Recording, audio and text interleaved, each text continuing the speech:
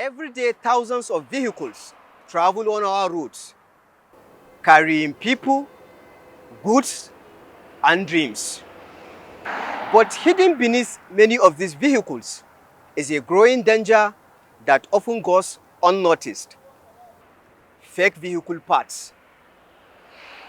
A brake part that fail when you need it most. A tire that bursts unexpectedly. A steering component that breaks without warning. How widespread is this problem? What can motorists do to protect themselves? Welcome to Road Matters. My name is Sufyan Mohammed. Today we examine the business of fake vehicle parts in Nigeria. Do stay with us.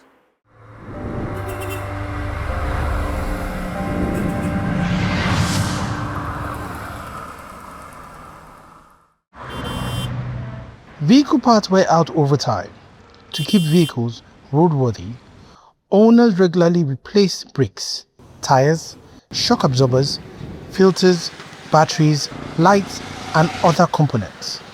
Unfortunately, the demand for affordable replacements has created an opportunity for counterfeit products to enter the market.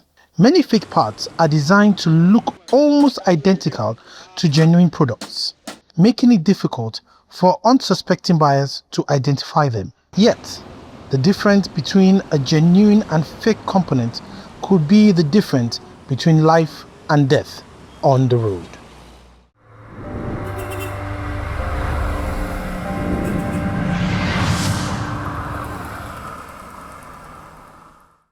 Many motorists believe fake parts affect only vehicle performance, but experts say the consequences can be far more serious. Let's hear from our guest. Fake vehicle parts is one of the most common things in the market. Like, we encounter them every day. In short, multiple times in a day. There's a gentleman we buy oil from. Normally, he's a supplier. He sells oils to us. And then a couple of days ago, he brought some. And then we just decided to look into the gallon. And we discovered that the oil he brought to us has lost all the viscosity in it. It's somebody we've used before, but if we didn't check that, we wouldn't know that the oil inside that gallon was in fact fake and it's lost all its viscosity. We'll put it in a vehicle, it'll drive the car around, the engine will go bust. And then at the point, then they say, oh yeah, it's a fake mechanic, they don't know what you're doing.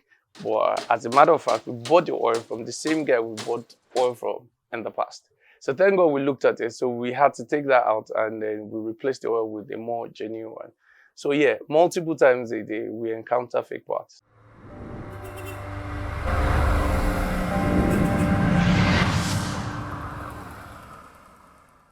Toyota, Honda, Nissan, they are the ones with the most number of counterfeit parts. You can have a brake part category of a Toyota Corolla up to 15. I promise you. You get the one that is 5,000, 7,000, 10,000, 12,000, 15,000, up until 40,000. So it depends on how deep your pocket is and how much you want to look after your vehicle. So the brake part of a Toyota Corolla car can be up to like 15 options. I am not even joking. As cheap as like 5,000. But those ones eventually will damage other car parts. Can damage your disc, can damage other things.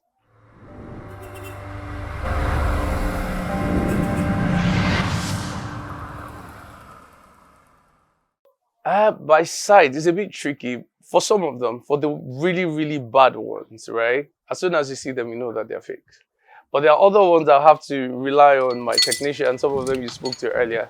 I'll be like, come, Alaji, come and look at this thing. What do you think? I don't think it looks good. And he'll look at it because he's got obviously more years of experience. He's been fixing cars. Idris has been fixing cars for about 40 years, right? So there are things that I'll look at and I'll be like, this is not right. And then I'll call him as well, that, can you look at this thing? And then he'll look at it and say, okay, yeah. Okay, this is not okay, that let's get another one. And there are other times I defer to him to select a part. Because sometimes, no matter how hard you look, you can't get it. So sometimes you need to defer to somebody and I tell him, look at it, which one should we buy? And they'll be like, okay, let's go with this. And then we'll go with that. Because only one person cannot identify fake parts.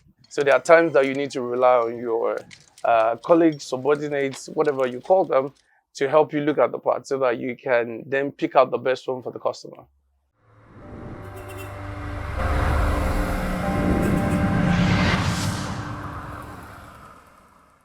Okay, so this one, I tell people to use something called, so originally I have a background in economics, and I tell people sometimes to use something called price quality inference, right? You've gone to the market to go and buy something, and then you've seen the brake pad of your car is 5,000. You see another brake pad is 50,000. What do you think? So you think the 5,000 is the same thing with the one of 50,000. So sometimes, if you're not sure, you just go somewhere in the middle. Like, you don't go for the one that's too cheap. And then you can't afford the one that's too expensive. Then you'd be like, okay, yeah, let me go somewhere in the middle. But if you're somebody who the first instinct in your head is to look for, where's the cheapest one, bring up, you fall into the hands of these counterfeited parts. And to be honest, our people are just as liable as the government, because the importers that go to where they manufacture these products and tell them, just do it, make so they can be cheap. Something has to give. If you're looking for cheap products, something has to give. This is a BMW car, right? And then if you're always looking for cheap parts for it, you buy rubbish. And then you be the one that will put on set up ring light, do podcast, how BMW is a terrible car, how Mercedes is not a good car, because their parts are expensive. They're luxury vehicles. If you want to use the same plugs you want to use for this, you want to use it for a Toyota, or you want to use the plugs you use for this power bike, you want to use the same plug for less performing, because this is the engine of a vehicle as well. So if you don't use performance parts for it, and you're looking for cheap parts for it, you're looking for cheap parts for BMW, for Mercedes, you then wake up someday and then you do podcast, 10 reasons why you should not buy BMW, and then you start talking rubbish and everybody's clicking likes. It's because you have a penchant for buying cheap products. You have a penchant for buying cheap things. And then you turn around and then you expect the car to perform optimally. So if you know that you do not like to buy expensive car parts, you don't like to buy original car parts, there's certain cars, no disrespect to people that buy certain kind of vehicles, that are meant for you. You can buy plugs of one plug for 1,000 naira and they will work. The plug of this car costs, okay, this doesn't use a plug, it's a diesel car. The plug of this thing, each plug costs about like 15 to 25,000 naira. One plug, right? There are other vehicles that will use 8 of these 20,000 naira plug. That's 160,000 naira. But if it's not the kind of vehicle you want, it's not the kind of vehicle you should buy. It's not the kind of vehicle you want to spend money on. It's not the kind of vehicle you should buy. So it all works like it's demand that has driven the market into buying very fake products. So the demand is always like, give me the cheap one, give me the cheap one, give me the cheap one. And that's why we're where we are. If nobody buys it, like, I mean, it's rubbish. You step on your brake and you're hearing that screeching sound. You don't want to drive your car hearing that screeching sound. It's fake part. Oh, they tell you, yeah, it's water, when water touch. No, it's fake part. I'm sure you hear it everywhere when you're driving. It's fake part. Because eventually it damages your disc as well. Right? So, yeah.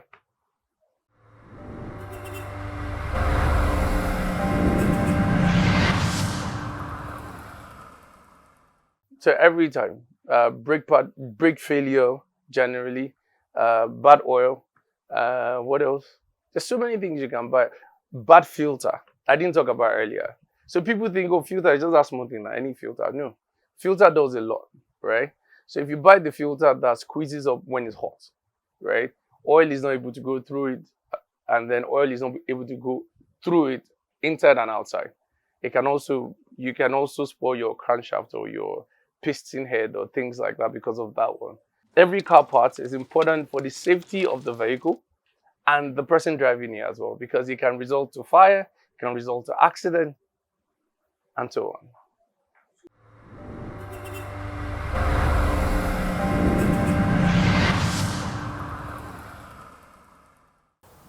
The only reason they chose cheaper alternative is the price. No, they're original parts, if you're ready to pay for them.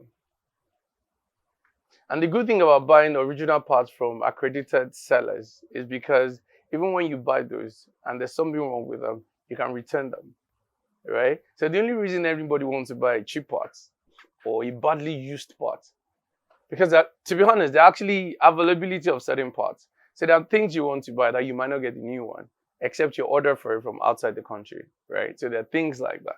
That's on one part. But what we're talking about is counterfeit parts, so not used parts, right? There are things that you have to buy the used part for. I totally concede on that. But there are other things that they have the new ones, they have the original one. It is for you to pick out the one that is best for your vehicle and best for your pocket. But if you opt for the very cheap ones, you might likely regret it at the end of the day.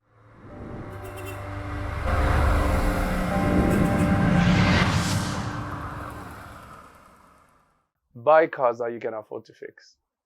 So the easiest thing for anyone to do is, oh, I have 5 million naira now. Let me go and buy C300, right? C300 is cheap in the market. Even outside the country, German cars and luxury cars are cheap to buy because you're still going to spend money maintaining them, whether new one. So in some cases, you go to the market and you see maybe a Mercedes let's say new one costs about $60,000, right? You can see a Japanese car as well. Same model, same around, same year, costs the same amount, right? So what you're buying in the German car is not exactly, the cost of it is not exactly the final cost.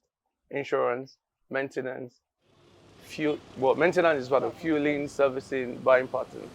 So my advice to people, customer is, or car owners or prospective car owners, is that you do not buy a vehicle just because you can afford it. Can you maintain it? Can you buy fuel in it? Sorry, I didn't put this earlier on. You buy a Mercedes or a BMW and you're always buying 10,000 naira fuel inside, 20,000 naira fuel inside. Your fuel pump will be the first to go. Your nozzles are going to pick up dirt. Your plugs are going to... So it spirals. There's a certain cars you're driving that you don't go to gas stations and say, please put 5,000 for me. Once you buy those cars, they will cost you money. This is an analogy. You don't take it to the market and like, please put 10,000 for me. No. You put every time the car should have at least half tank. So buy, guys watching from home, buy cars you can afford, buy cars you can fuel, buy cars that you can buy the parts easily, and buy cars that if it comes to it, you can fix, you can buy new transmission and new engine. Yes, I say, because they're mechanical, they're mechanical product, they can break. Without anyone telling you anything, they can break. Yes, they can break. It could be temperature, it could be a leaking water hose, it could be anything. So once that happens, unfortunately, can you afford it? Can you fix an engine? Can you rebuild an engine? Can you buy a new radiator if it comes to it? Because again, like I said, no matter how reliable, Toyota is very reliable, they break down. So when they break down, can you fix them? Or have you used all your last kobo to buy the car, and then they will tell you buy tire, go and look for the one that they have used, that when you press the brake is going like this, is going like that. So this thing is much more on the mechanic as is on car users. So some of those blames are from them, the other ones are from us. It's more economical. Buying cars that you can afford is also in the long run more economical, and it can save your life.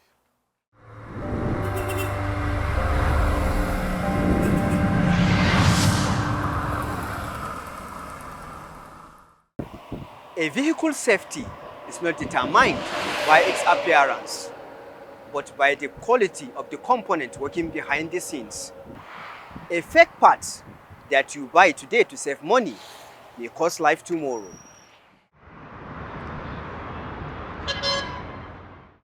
The Federal Road Safety Corps organized a training for officers to equip them on rescue mission. Let's take you there.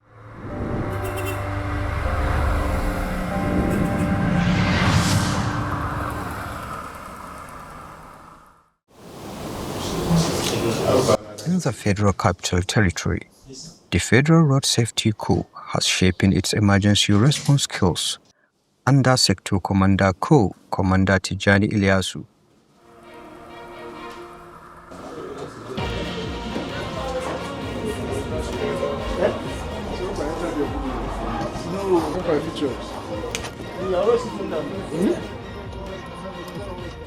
FRSC FCT Command recently organized a special workshop focused on rescue operations for its officers. The training was designed to strengthen quick response.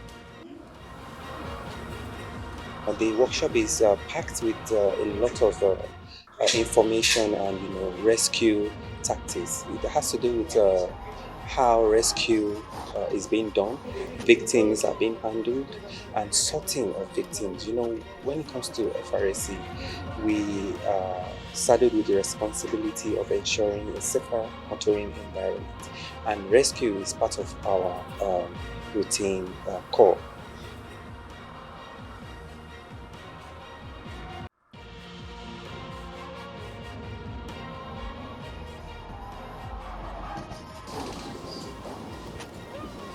Now, so far, at emergency scene, which of these protocols will this sequence will follow?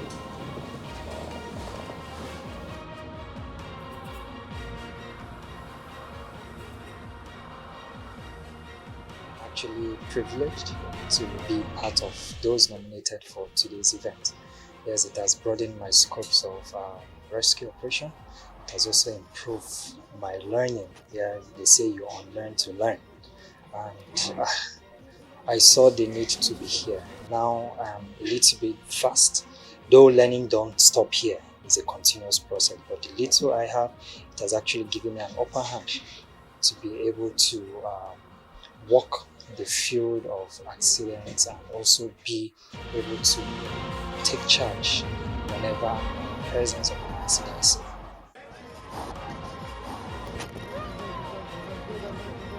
The training was designed to strengthen quick response, victims handling, and coordination during road traffic crash. I think their responses are quite timely. They just need to be equipped with the right technology and the right skill set to respond to road traffic accidents more efficiently. And we also want to equip them with the right tools to carry out their mandates appropriately. Oh, have you reported the case, the incident to the office? I've not gotten this call. Now, this is when the radio comes in.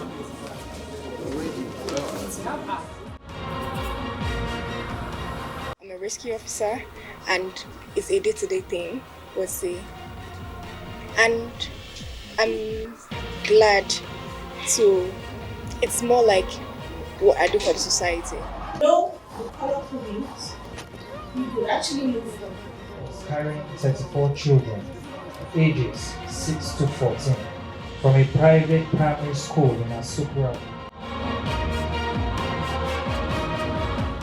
Go into a site without checking for safety. Your safety first before any other thing. And you do not attend to every scene or crash site the same way, depending on what you're seeing at the site. And then for the bleeding, first of all, you can always pack the wounds.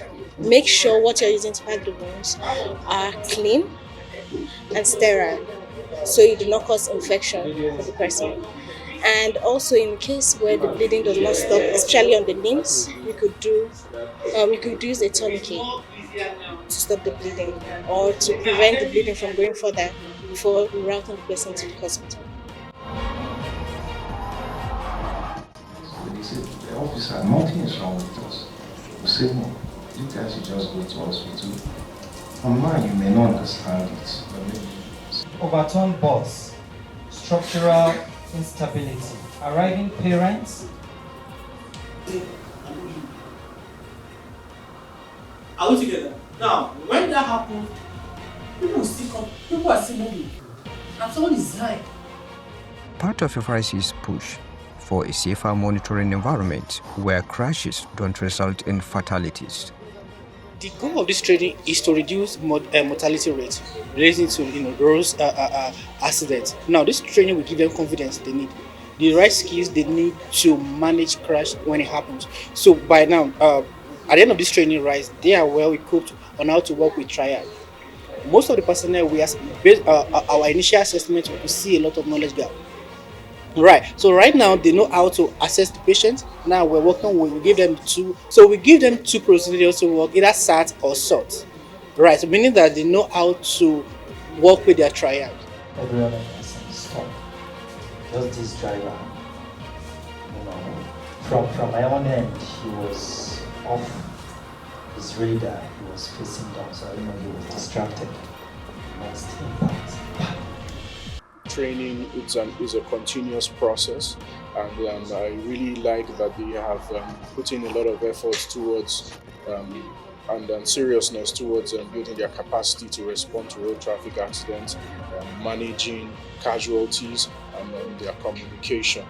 So what I would advise is that this continues, and then increased funding for the agency, who is doing such a great job already.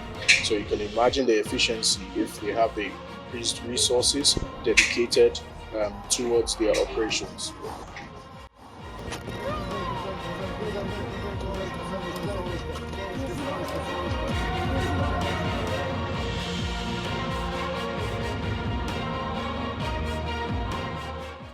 And hopefully in the next 10 years, the Federal Road Safety Corps should be better with not just this training. I would advise that they train and retrain and keep retraining, because you cannot just decide that one training is enough for the whole 10 years. So now they are well equipped, they have the right knowledge, and then the good part is that with limited resources, they be rest assured these people in this room, they know how to get results, so they know how to save lives. This training is not just even limited, the impact is not limited to the FRC. This is in Nigeria, because the officer you see here today, tomorrow you can meet them in Lagos or Kaduna, but they are, I can assure you that they are ready, because the training here is hands-on. We have different scenarios, and all of them did very well. So with this, be rest assured that there will be an improvement in their response. The sector commander emphasized that strategic training and stakeholder collaboration remain critical to protecting lives on FCT roads.